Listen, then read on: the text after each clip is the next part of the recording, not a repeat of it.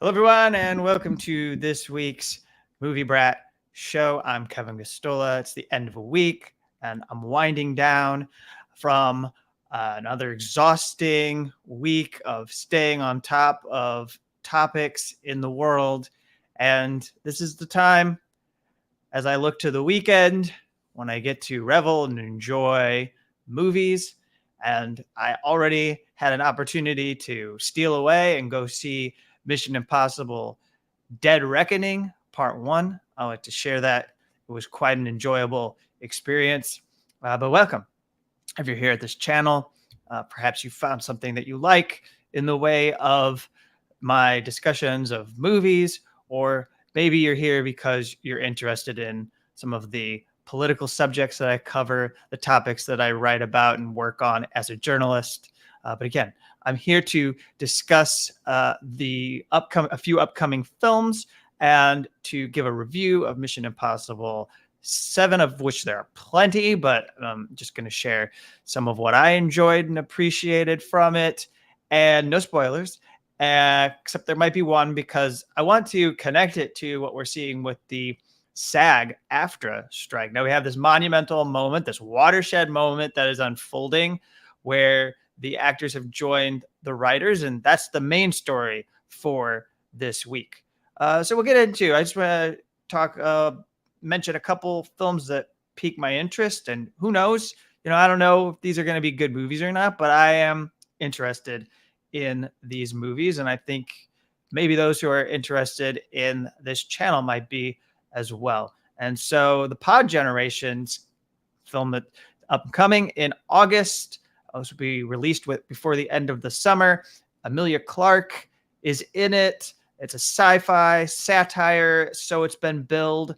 It seems to have some mixed reception among critics. I don't know if it's going to be a misfire. It's certainly possible when you have something that's high concept like this, but Chiwetel Ejiofor is in the film. And it's about having children and carrying it, and the burden that is placed on particularly the birth giver or the woman, or whoever is able to give birth to the baby. And it's looking at this rising technology and artificial intelligence and the way in which it could perform the functions of being the incubator, and maybe take some of the load off of the person who has to be the incubator for that baby. And if you watch the preview, you'll see all the different seeds being planted for a film that I think can lend itself to covering either utopian or maybe sometimes dystopian ideas around artificial intelligence. So it's of interest to me. That's the Pod Generation. And then Ridley Scott, Napoleon. We got this trailer. We had this preview this week from the incredible filmmaker that has for decades been giving us absolutely incredible movies to appreciate and enjoy. Of course, Ridley Scott did the Kingdom of Heaven and put it together into an extended kind of director's cut that resurrected it from the mixed success that it had as a release in theaters. He's capable of putting together fantastic epic movies, and you have Joaquin Phoenix as Napoleon, as the tyrant emperor, and all of the scale. Of course, I think this goes back to their collaboration on Gladiator, that now they're going to be able to come forward and put this together, bring this to a big screen. This is an Apple production. This is something that will be released, and it's coming after Killers of the Flower Moon. So you have two grand epics coming, and here you see this fantastic shot of him ready to seize the throne and control as Emperor Napoleon. And it's interesting, like one of the things I noted from the preview is that they're not speaking in these weird French accents. Ridley Scott and the filmmakers seem to have just accepted that the people in the cast are not French. They're going to tell this story, and they're going to do this film, and he is just going to speak normally. And I kind of like that choice. I think that's a much better thing than having them go around and speak in weird accents when they're not French people. All right, so Mission Impossible. Let's talk a little bit about this movie. I was able to, as I said, go see this movie, and I just loved it so much. It was such a great escape, and with what we see happening around us and the lack of action when it comes to climate change, I really am starting to wonder if going to the movies is going to be that reprieve for people from the worst impacts. I don't think it should be a substitute for action to address climate. I think that there should still be activism, but going into an air conditioned theater and sitting there for 2.5 hours, it may be one of the few breaks that people have from. Just look at what we're seeing happen in Phoenix, Arizona. So it's a summer blockbuster movie. And you have, of course, Tom Cruise reprising the role as Ethan Hunt. It is picking up on some threads, continuing some characters from prior films. And I didn't really know where this was going to go. I don't want to give any spoilers, but I think in my head, I felt a little bit of a misdirection when the movie started.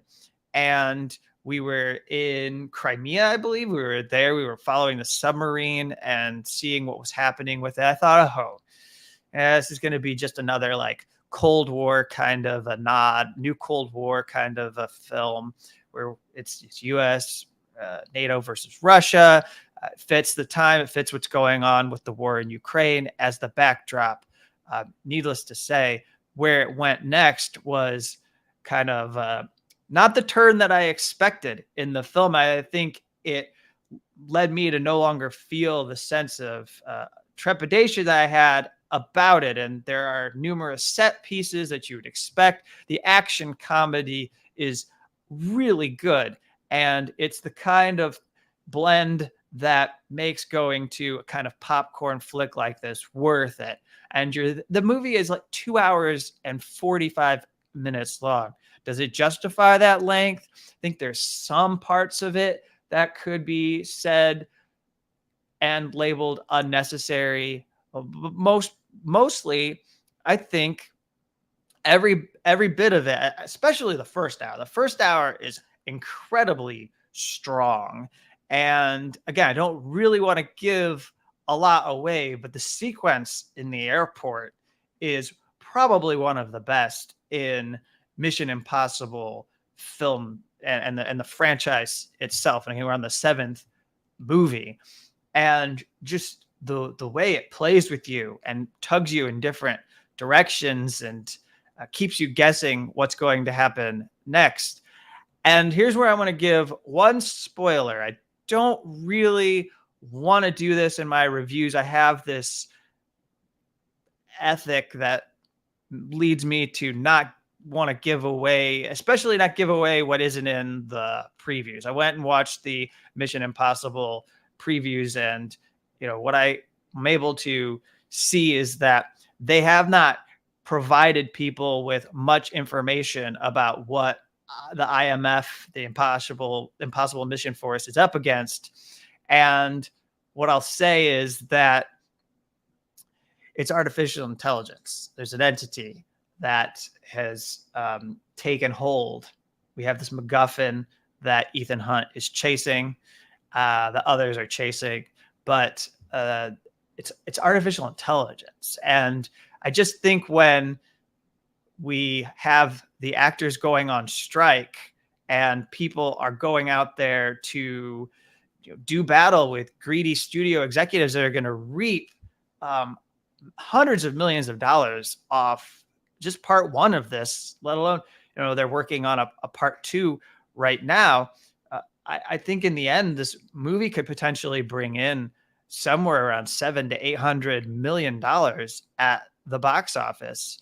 And, when it started, Tom Cruise personally thanked me along with Christopher McQuarrie, the writer and filmmaker, thanked us, the audience, people who are going to come there, thanked us for going to put our butts in the seats and watch this movie in a theater and to appreciate the special effects, the visual effects, the grand stunts, the big adventure action that is being pieced together. And I'll also say this, I'll controversially say this, I'll throw this bomb out there, that in my head, almost every single Mission Impossible movie is better than the vast majority of the James Bond films. And I've always enjoyed seeing these, and I think that they hold up. And since I'm someone who delves into the politics of movies here, there's not really any political statement from a Mission Impossible film. But what I like about a Mission Impossible movie a lot is that the CIA always looks like bumbling, fumbling idiots. They always seem to be on the side that Ethan Hunt is fighting. And Ethan is usually the rogue.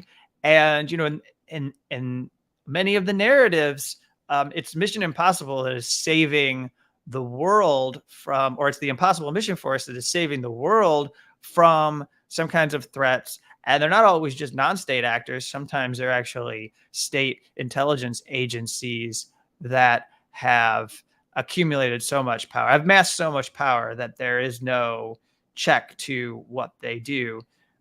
And then I want to, before I move on, just give a nod to Shea Whigham's character, who he is the guy who represents the CIA and their chase for Ethan Hunt to hunt him down. And he steals almost every scene that he's in my opinion.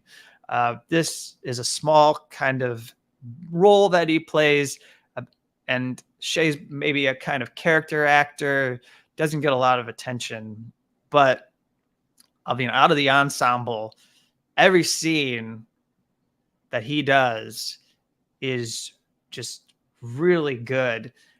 So I'm going to take that down, and I want to go on to what is occupying everyone's attention right now in the world of entertainment, especially in movies. We've got the SAG-AFTRA strike. And so I want to answer this question first from somebody who's tuning in. Do I think that Hollywood movies seem to have become longer over the years? It seems like it. Do you think it's to sell snacks at the theaters? Well, I think that the average runtime has gotten longer. It certainly feels like, at least in 2023, many of these movies are clocking in at over 2 hours. I don't know if that's to give people the sense that they might be getting more value because it has become more expensive to go to the movies. I'm not sure if it's to sell snacks or drinks. Many people, one of the obstacles, I think, of going to these longer movies is, how do you not take a bathroom break while you're watching this movie? I don't necessarily think that studios want longer films either, because then they can only, they can run them less. Like, they don't have, if a movie is an hour and a half, they can play it more times in a day than if it's 2.5 or 3 hours. And then, you know, if Mission Impossible, for example, is on 3 different screens, then they are only going to have, like, I don't know, 12 screenings. If it was an hour and a half, then maybe they could get 15 or 16 screenings out of the film, which is going to be better for it financially because they can sell more tickets to each screening. So as far as like the business side of this and why these executives might be allowing longer films, I don't know if maybe it's a recognition that people want to watch longer movies or are open to watching longer movies. It could be a creative development where the actors and writers in their collaboration are going for it in some cases. And I don't know if it has something to do with the productions as well. The idea of doing, I think it's become more popular to do something in a part 1 and part 2 and to go for it and cover everything and make it grand. So that their release in the theaters is a cinematic event, is worthy of it. And so I think you're seeing the burden or the challenge of making films that will give people a reason to go to the theater and not just stay at home and watch it on a streaming service. And that could be part of the business calculation too. But okay, so thank you for that question. And then going to the SAG strike, I'll just first highlight what this all means. What exactly does it mean that they are on strike, that the actors now are joining the writers who have been on strike for multiple months now, and they still don't have a contract from the Alliance for Motion Picture and Television Producers. This is the association that represents the studios and the executives, basically the greedy plutocrats that are telling people that it's unreasonable to ask for things that I think are actually very reasonable. And we'll get to that. But what this means is that all of the people who are part of the SAG-AFTRA union, many of them working class, the vast majority aren't the named celebrities that you know, like a George Clooney or Margot Robbie or any of those people who are going to be on the big silver screen this summer. We're talking about many actors, background actors, people who might be just extras in many of the movies, might have cameo roles, who fill in and make these productions possible, because they're not just plays with singular stars. They're ensembles, they're pieces with they're films with lots of different people. So anyone in SAG-AFTRA can't do acting on camera, no singing, no dancing, performing of stunts, piloting on camera aircraft, no puppeteering, no performance capture or motion capture work. So that'd be for like visual effects or special effects. And then off-camera work that is prohibited is ADR looping, TV trailers, theatrical trailers, voice acting, singing, narration, and stunt coordinating and related services. No background work, no stand-in work, no photo or body doubles, fittings and wardrobe tests and makeup tests, rehearsals and camera tests, scanning. You can't do interviews and auditions. You can't do promotion or publicity. There's a big thing happening here where the San Diego Comic-Con, or SDCC, is now losing all the talent that was going to go there, that made that a big event for fan bases of many of these productions. Particularly, let's think of like the Marvel movies and the franchises, and that's going to be a big issue for these executives. They're going to lose significant amount of money. I imagine that there are hundreds of, if not thousands of people canceling their trips to SDCC because they're not going to have the same event anymore.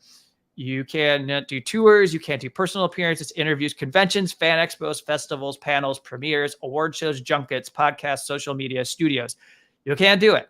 You disappear. All of these people who have been out there doing anything for their summer movies are going to go away. You just saw that they squeezed in premieres in London of Oppenheimer. I think they squeezed in a premiere of Barbie. They're squeezing in everything because they knew this was coming, and now that they're gone. And there anything coming at the end of July or in August, there's no promotions from the actors. They cannot speak to the press about their movies. So if those movies are seen, it's because they already have generated enough interest, or it's because, just in general, people are going to be looking for something to go do and see in August, and they'll go see those movies. Perhaps people like me. There's a notice to non-members that says that any non-member seeking future membership in SAG-AFTRA who performs covered services for a struck company during the strike will not be admitted into membership in SAG-AFTRA. So lest you believe that you could be a scab and get in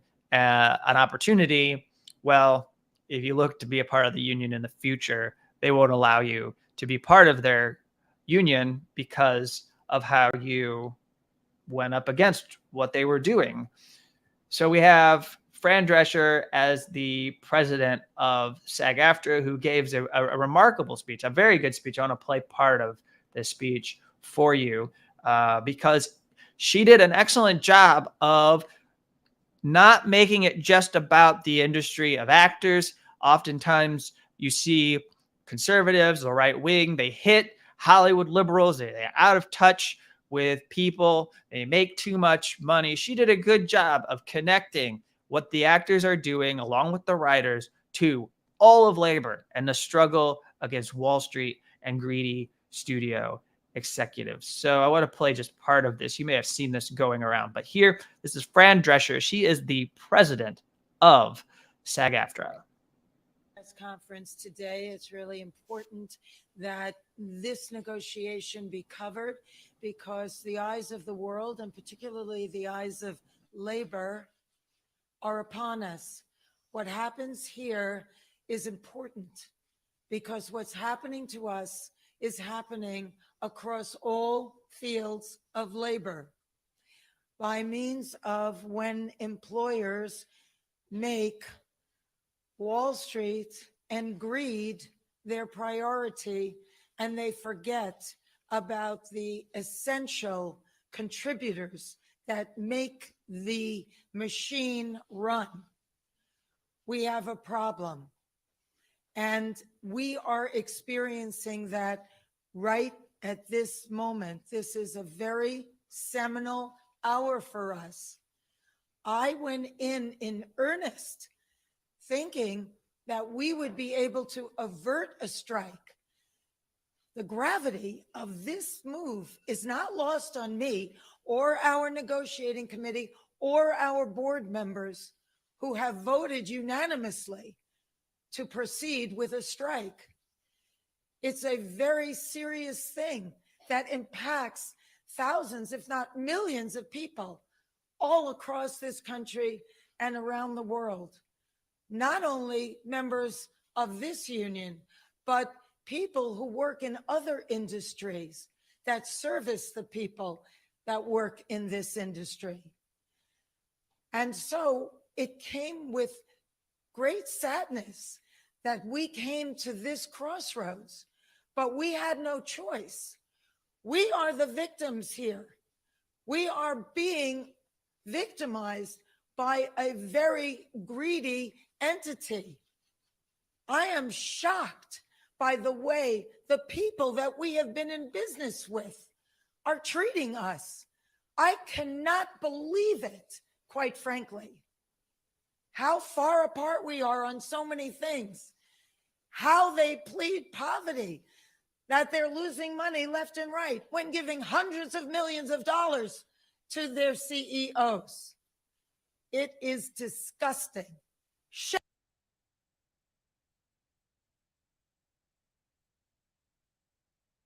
All right, there's Fran Drescher, and Fran, of course, and then a longtime actor. And let's lay it out here. This is what they're struggling over. This is what the actors would like, and it is to increase the minimums for lowest paid members. That would be their payment for working on productions, the protection from replacement and duplication by AI, streaming residuals falling in line with television.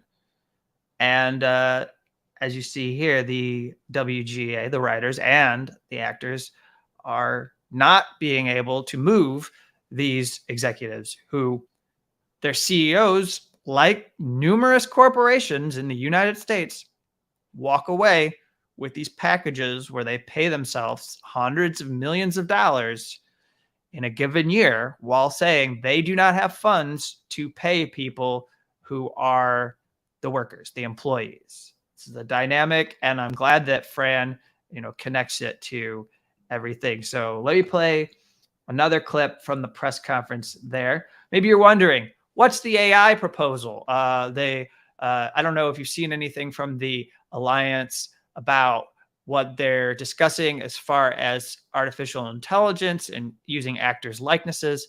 But maybe you thought that the actors are being unreasonable because you think they're spoiled and they should take this deal because the executives are trying to work with them and they understand that technology and the business is changing, and these actors are being brats by walking around and saying that they're not going to work on these productions and they're going to go on strike. Well, here you go. This is the AI offer that was put forward to actors, and they claim that this is groundbreaking.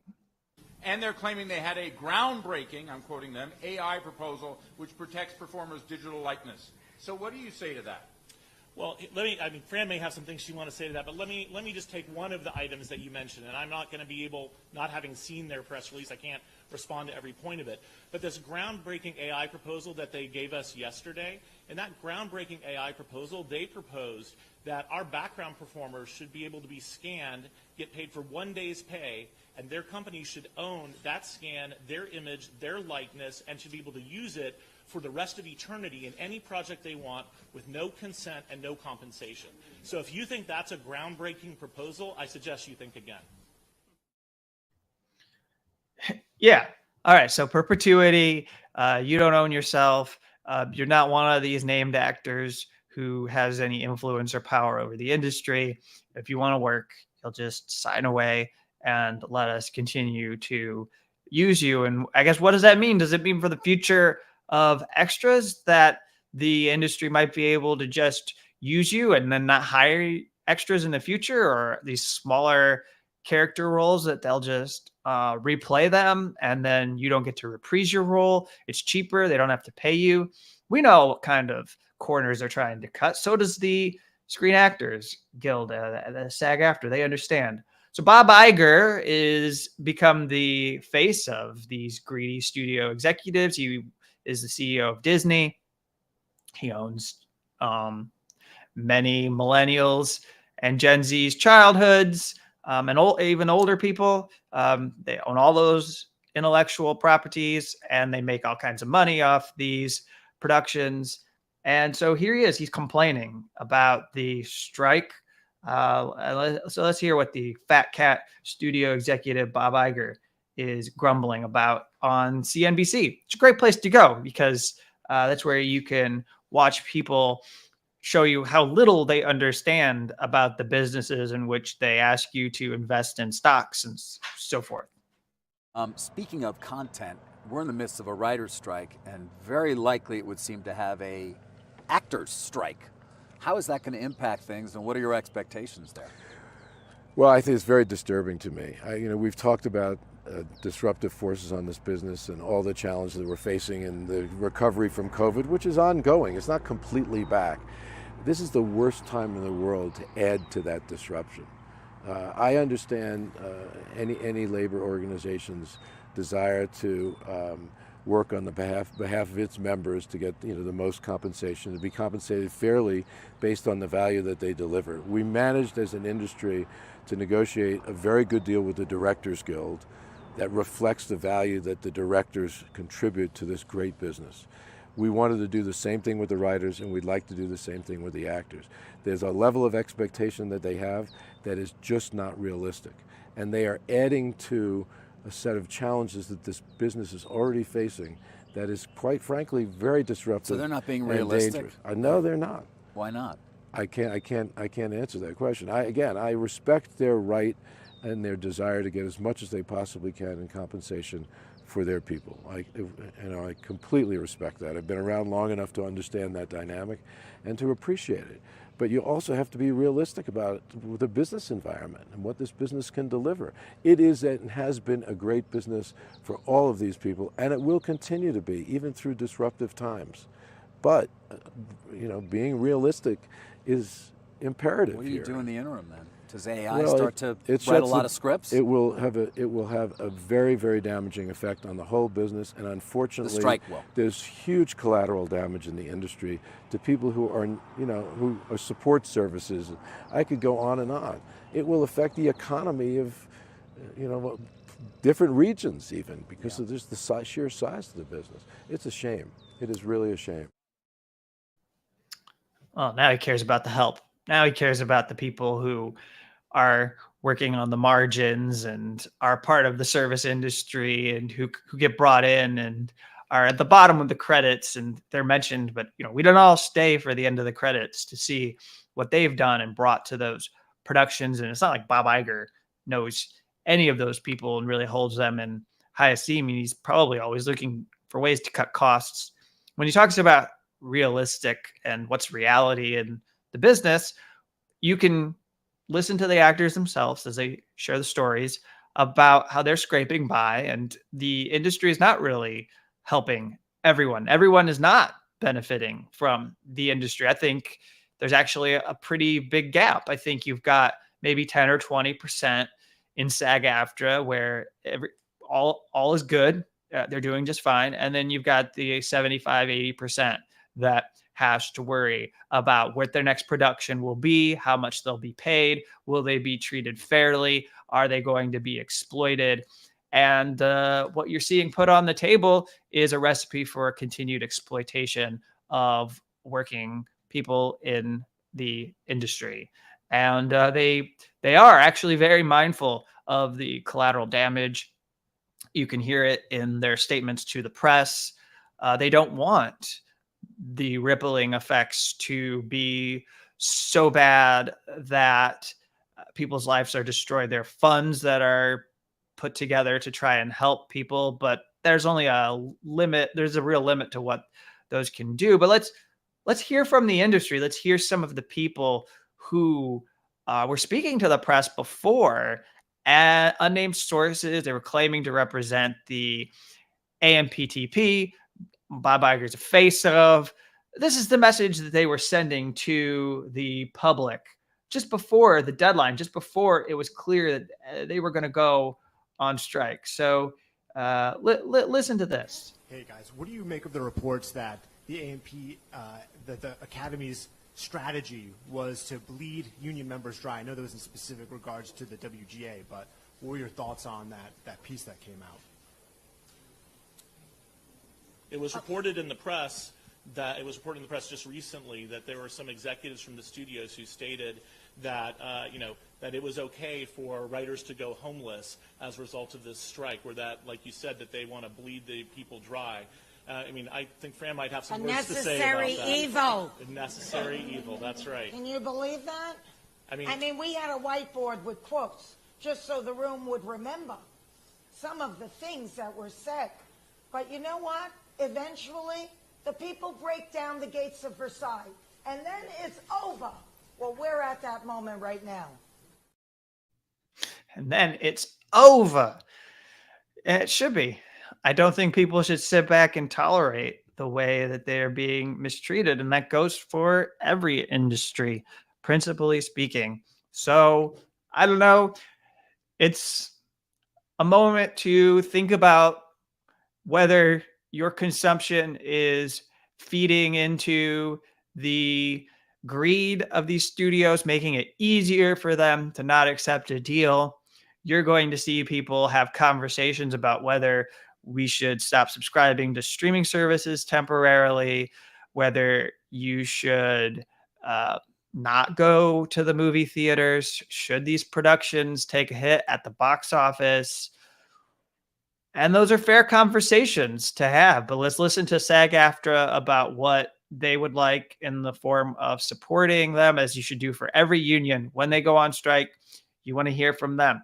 Do they want you to boycott? Do they want you to do anything else? Let them be the ones that take the lead and follow their guide, follow their actions. They are going to be in locations where there are studio buildings, particularly in LA and New York. There's opportunities to go out and show solidarity. You can go out. I imagine there will be picketing in Chicago. Numerous productions have now come to a grinding halt. And so this is where we are. And I have no idea how long this will last. And I'm not going to try and predict it, because this is a moment that I think the actors and the writers recognize. And it's sad that the directors weren't willing to see how they could wait to accept the deal and be part of this history. But they have said, the Directors Guild has said that they have solidarity with the actors and writers. But without the directors, they maybe are a little bit less capable of getting maximum concessions from these studio executives. But 2 of the 3 is a big old deal. And they are, I think, a eventually going to prevail. How long will the studio executives hold out? I think that's the big question. But I do not believe that these executives have made a good decision in going up against the actors and writers. These are the people. I go to the movies to see them on the screen, and I go to the movies to hear their stories and enjoy the stories that are told, whether they make political statements or they could just be popcorn flicks.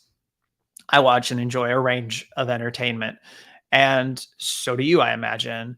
And I'm not going to the movies because of Bob Iger. I don't go to the movies because of David Zaslav and his cunning ability to destroy and wreck any business that he is in charge of, it would seem.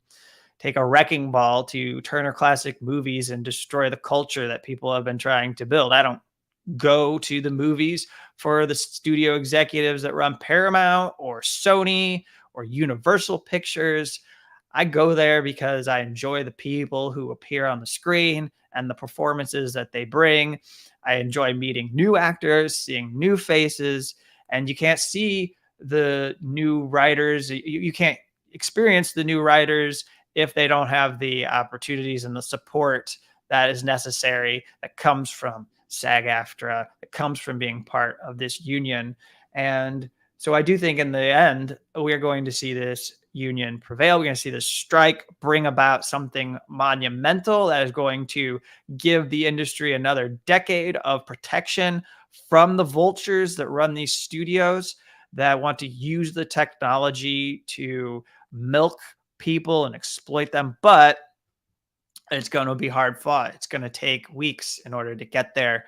Might take a few months to get there and break the studio executives and their resistance to something that is, in my view, realistic, in my view, reasonable. But while this is unfolding, this will be a big focus of the show. We'll keep coming back to this in our discussions, and in addition to highlighting some of the movies that we enjoy, that I enjoy. And so thank you. Thanks for being here. Thanks for tuning in to this week's broadcast. If you like this, hit the subscribe button. Maybe join the channel if you want to. This is another thing that I do that can support my independent journalism. You don't have to be interested in the topics I cover to watch this show, and vice versa. If you don't like what I'm doing here, ignore me. And you don't have to throw around your weight and try and get me to get back on message. That's not going to fly. I'll bounce you and get you out of here. I don't have any tolerance for it. This is a big deal for me. And then I like being able to end my week by saying to everyone, this is the way that I avoid burnout. This is the way that I manage my schedule so that I can continue to churn out the stuff that does matter, which, this show is just for fun. And so thank you for watching the Movie Brat Show, and I'll be back next week with some more coverage of the world of movies. But until then, grab some popcorn, maybe enjoy something over the weekend, and show some support and solidarity for the actors and writers who are standing up to the greedy men who are out to, it would seem, destroy the industry. It's not the actors or writers who will ruin these productions for us. It is the men like Bob Iger and David Zaslav that we have to fear.